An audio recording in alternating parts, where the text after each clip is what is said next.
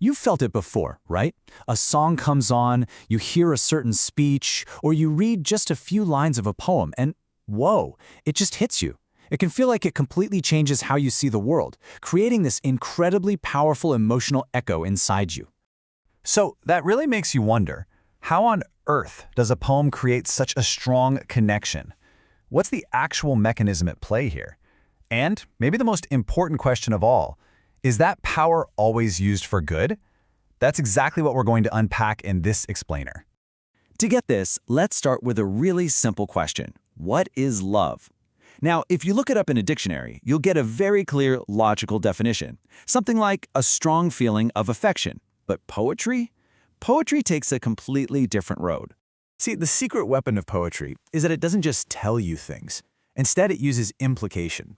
It doesn't name an emotion, it suggests the effect of that emotion. This creates this kind of blank space, and it's an invitation for you, the reader, to step in and fill it with your own feelings, your own memories. And that process, where we co-create the meaning, that's where the resonance comes from. So how do poets actually do this? Well, they have these tools that basically bypass our logical, rational minds and speak directly to our senses and our subconscious. And the two biggest tools in their toolkit are powerful imagery and compelling rhythm. This line from T.S. Eliot is a perfect example of imagery in action. He doesn't define fear. He doesn't say, fear is a feeling of anxiety. No, he just throws this raw sensory image at you, a handful of dust. And it forces you to imagine something dry, lifeless, crumbling. In that split second, you don't just think about death and emptiness, you actually feel it. Okay, now let's look at the second tool, rhythm. In Edgar Allan Poe's famous poem, The Raven, the relentless repetition of that one word, nevermore, it's like a slow, mournful drumbeat. The sound itself, so monotonous, so bleak, it just drills down into your subconscious and magnifies that feeling of complete despair way more than just saying, I was really sad, ever could. Now, when this power is used for good, it can be profoundly healing. And this brings us to a really important idea called catharsis, which is basically a kind of emotional purification. The ancient Greeks talked a lot about this, but it's just as true for poetry today.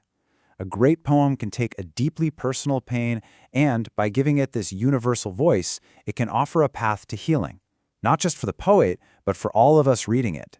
Sylvia Plath is an absolutely perfect example of this. Her poetry does not pull any punches. When she writes a line like this one, confronting her own trauma with such shocking honesty, it can be jarring. Of course it is. But by going there with her, into that darkness, it gives us the courage to maybe face the dark, suppressed emotions we're hiding in ourselves. You know, when we see our own pain reflected in someone else's story, it creates this incredible space of comfort and shared humanity. It's this powerful reassurance that we aren't alone in what we feel. And that right there is a really powerful form of healing. But, and this is a really big but, this same power is a double-edged sword. The ability to bypass logic and talk directly to our emotions can also be used to create confusion, to create anxiety, and even to manipulate us. So sometimes, poetry doesn't give you comfort. It throws you right into chaos. Think back to T.S. Eliot. His poem, The Wasteland, doesn't try to heal you. It drags you right into the spiritual emptiness and anxiety of his time. It doesn't solve the confusion. It makes you feel it, leaving you totally disoriented.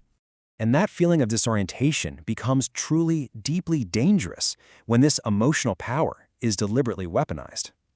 History gives us a really chilling example of what happens when the tools of a poet are used for political control. Just think about Martin Luther King Jr.'s I Have a Dream speech. Its power doesn't come from data or legal arguments. It comes from the powerful rhythm of its repetition, its vivid symbols, and its direct appeal to the heart. It used poetic force to ignite a movement for liberation.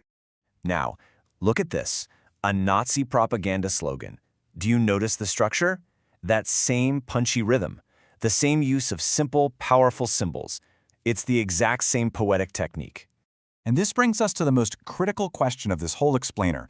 How can the exact same method, the same poetic force, lead to liberation in one instance and to horrific oppression in another? The power itself is neutral. It's the intent behind it that defines everything. While MLK used poetic language to awaken people's conscience and inspire them to think critically about a better future, Nazi slogans did the exact opposite. They were designed to paralyze rational thought, to just sweep people up in this big wave of collective emotion where critical thinking was impossible. So ultimately, the power of poetic language is kind of like a chemical compound. In the right hands, it's medicine, but in the wrong hands, it's a poison. And that is precisely why we have to stay aware. Because this kind of language is absolutely everywhere. It's not just in poetry books. It's in the political slogans we hear, the ads we see, the motivational speeches we share, and yeah, even in the viral posts that flood our social media feeds. They all use these tools to make us feel something. So here's the big takeaway.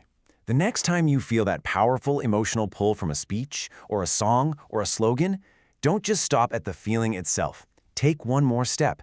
Ask yourself one critical question. Where is this feeling trying to lead me? Ask yourself this. Did this emotion open my mind and liberate my thinking?